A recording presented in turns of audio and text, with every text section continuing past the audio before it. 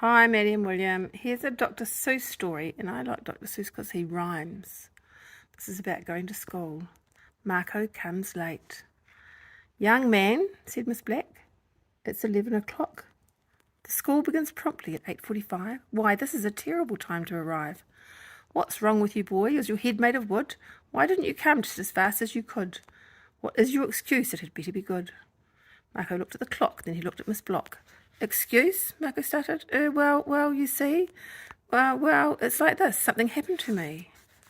This morning, Miss Block, when I left home for school, I hurried off early according to rule. I said when I started at 8:15, I must not, I will not, I shall not be late. I'll be the first pupil to be at my seat. Then bang, something happened on Mulberry Street. I heard a strange peep, and I took a quick look. And you know what I saw with that look that I took? A bird laid an egg on my arithmetic book. I couldn't believe it, Miss Block, but it's true. I stopped, and I didn't quite know what to do. I didn't dare run, I didn't dare walk, I didn't dare yell, and I didn't dare talk. I didn't dare sneeze, and I didn't dare cough, because if I did, I would knock the egg off. So I stood there stock still, and it worried me pink. Then my feet got quite tired, and I sat down to think. And while I was thinking down there on the ground, I saw something move, and I heard a loud sound of a worm who was having a fight with his wife, the most terrible fight that I'd heard in my life. The worm, he was yelling. That boy should not wait. He must not, he dare not, he shall not be late. That boy ought to smash that egg off his head. Then the wife of the worm shouted back, and she said, to break that egg would be terribly cruel. An egg is more important than going to school. That egg is that mother, bird's pride and her joy. If he smashes that egg, he's the world's meanest boy.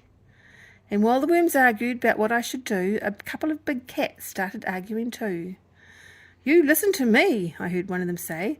If this boy doesn't go on to school right away, Miss Block will be frightfully, horribly mad. If the boy gets there late, she will punish the lad. But the other cat snapped, I don't care if she does. This boy must not move. So I stayed where I was, with the egg on my head and my heart full of fears, and the shouting of cats and of worms in my ears. Then while I lay wondering when all this would stop, the egg on my book burst apart with a plop. And out of the pieces of red and white shell jumped a strange brand new bird, and he said with a yell, I thank you, young fellow, you've been simply great, but now that I'm hatched, you no longer need to wait. I'm sorry I kept you till 11 o'clock. It really is my fault. You can tell that to Miss Block. I wish you good luck, and I bid you good day. And with that, the bird said, he fluttered away.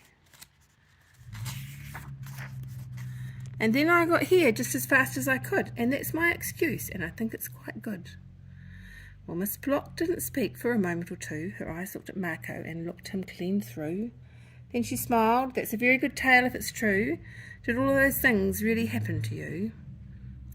Well, answered Marco with a sort of a squirm. Not quite all, I guess, but I did see a worm. I think that's the end. Convene, Grandma? Yeah. Yep.